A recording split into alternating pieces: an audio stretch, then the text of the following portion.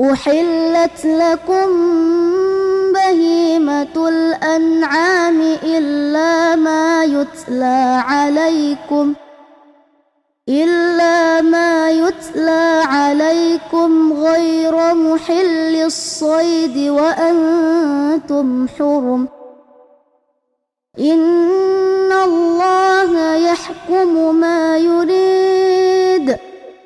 يا أيها الذين آمنوا لا تحلوا شعائر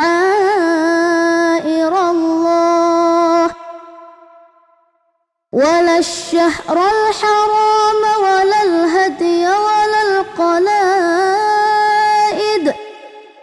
ولا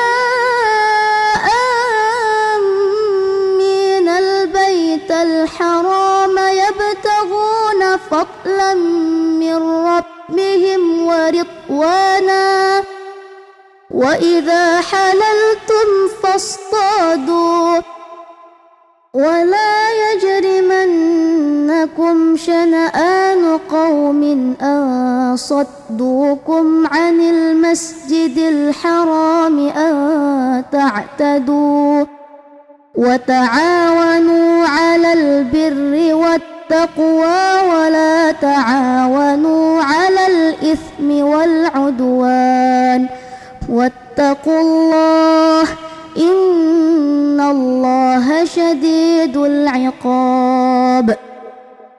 حرمت عليكم الميتة والدم ولحم الخنزير وما أهل لغير الله به والمنخنقة والموقوذة والمتردية والنطيحة وما أكل السبع إلا ما ذكيتم وما ذبح على النصب وأن تستقسموا بالأزلام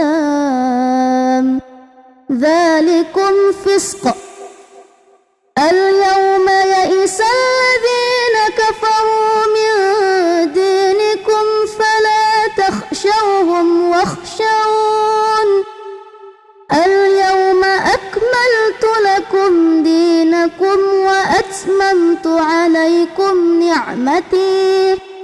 وأتممت عليكم نعمتي ورضيت لكم الإسلام دينا. فمن اضطر في مخمصة غير متجانف لإثم فإن الله غفور رحيم. صدق الله العظيم.